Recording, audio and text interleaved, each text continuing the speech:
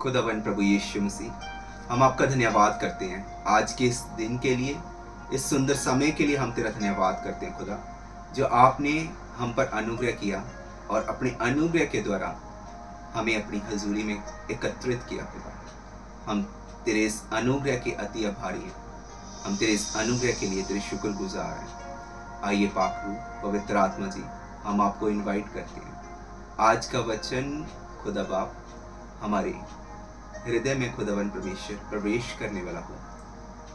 हमारे हृदय खुल जाए खुदावन परमेश्वर तेरे वचन को ग्रहण करने के लिए। हमारी आत्मा खुल जाए खुदावन परमेश्वर। कोई भी अंधकार की शक्ति, कोई भी स्पिरिट खुदावन परमेश्वर जो हमें तेरे वचन पर चलने से, वचन को सुनने, समझने और ग्रहण करने और फल लेके आने से रोकना चाहती है, उसको हम तेरे वचन मत्ती 18:18 से भांजते हैं। जैसा तेरा वचन कहता है, मैं तुमसे सच सच कहता, जो कुछ तुम पृथ्वी पर बांधोगे वो स्वर्ग में बंधेगा, जो कुछ तुम पृथ्वी पर खोलोगे वो स्वर्ग में खुलेगा। अतः हर वो आत्मा जो वचन के फल को चुराना चाहती है, वचन को चुराना चाहती है, उसको हम तेरे वचन मत्ती 18:18 से बांधते हैं। आइए खुदा बाप, हमारी अगुवाई कीजिए, हमारी अगुवाई कीजिए। आज का वचन हमारी जिंदगियों में 100 गुना फल को लेके आए। आज का वचन हमारी जिंदगियों में से निराशा को, फेलियर को, किसी भी तरह की डिप्रेशन, ऑपरेशन को खत्म करने वाला हो। आइए खुदा बाप, बोलने वाले हम नहीं, तेरा आत्मा हो। इन Jesus mighty name, thank you Jesus. खुदावन की प्रेजेंस में मैं आप सबका स्वागत करता हूँ।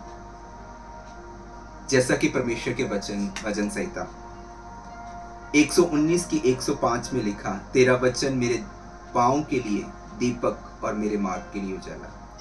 परमेश्वर का वचन कहता है कि उसका वचन जो है, जो यहोवा पिता का वचन है, वो मेरे पाँव के लिए दीपक और मेरे मार्ग के लिए उजाला है।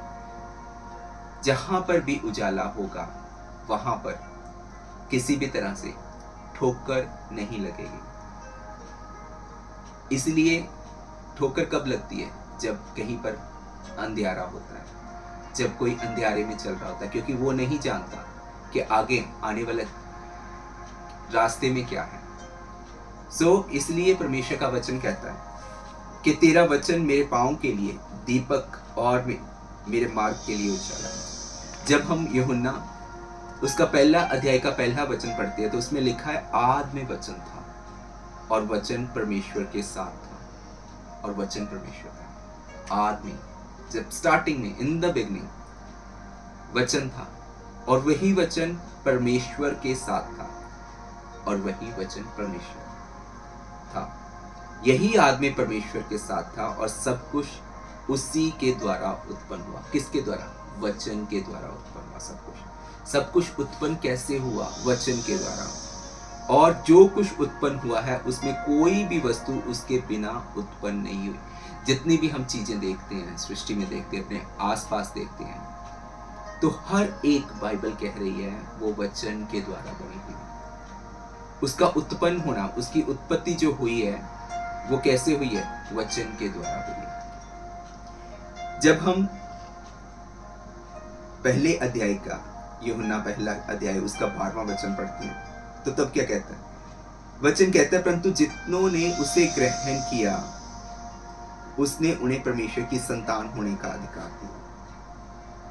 14वें में वचन कहता है, और वचन देहधारी हुआ और अनुग्रह और सच्चाई से परिपूर्ण होकर हमारे बीच में डेरा किया और हमने उसकी ऐसी महिमा देखी जैसे पिता के इकलौते की महिमा। कि जब वही वचन जिससे सब कुछ उत्पन्न हुआ है, जब वही वचन देहधारी हुआ और अनुग्रह से, सच्चाई से परिपूर्ण हुआ और परिपूर्ण होकर उसने, वचन कह रहा है कि हमारे बीच में डेरा किया, तो हमने क्या देखा? उसकी ऐसी महिमा देखी जैसी कि पिता के इकलौते की। और पिता का इकलौता कौन है बाइबल के अनुसार? प्रभु यीशु मसीह।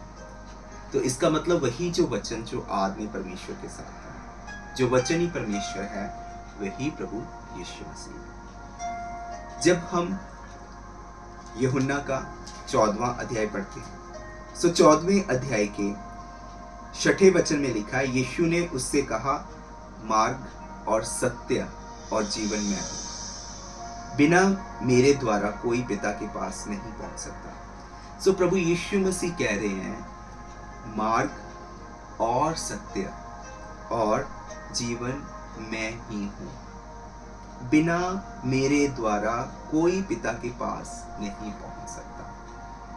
और पहले अध्याय में परमेश्वर का वचन क्या कह रहा है कि वो वचन जब देहधारी हुआ तो हमने उसकी ऐसी महिमा देखी जैसे कि पिता के इकलौते की। और वही प्रभु यीशु मसीह 14वें अध्याय में अपने चेलों से जब बात कर रहे हैं तो वहां पर क्या कह रहे हैं? वहां पर कह रहे हैं कि मैं ही मार्ग हूं, मैं ही सत्य हूं और मैं ही जीवन हूं। इसका मतलब वचन ही हमारा मार्ग है, वचन ही हमारे लिए मार्ग को प्रदर्शित करता है कि हमें किस मार्ग पर जाना चाहिए।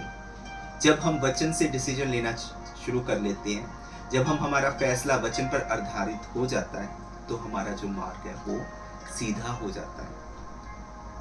इसी तरह वचन में लिखा है सत्य और जीवन। परमेश्वर ने कहा सत्य और जीवन भी मैं हूं, वचन ही सत्य है। क्योंकि जब हम पहले अध्याय में यूहन्ना के पढ़ते हैं तो उसमें लिखा है कि सब कुछ जो भी हम देखते हैं जो उत्पन्न हुआ है वो वचन से उत्पन्न हुआ है। इसका मतलब वचन ही जीवन है और वचन ही सत्य भी है। हालेलुया।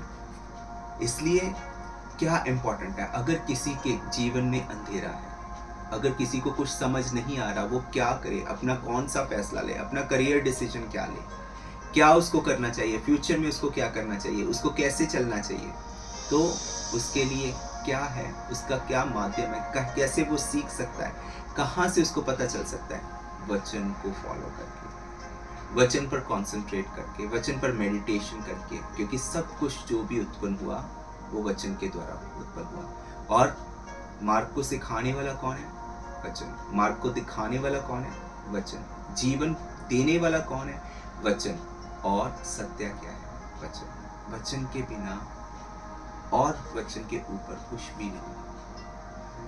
जैसा परमेश्वर का वचन कहता है कि हे बोझ के नीचे दबे लोगों मेरे पास आओ तो मैं तुम्हें आराम दूंगा। परमेश्वर अपने वचन के द्वारा अपने लोगों से बात कर रहा है कि जिसके भी मन में किसी भी तरह का बोझ है, क्योंकि हमारा बोझ, परमेश्वर कहता है कि जो हमारा बोझ है वो भारी है, वो हमारे से उठाना मुश्किल है।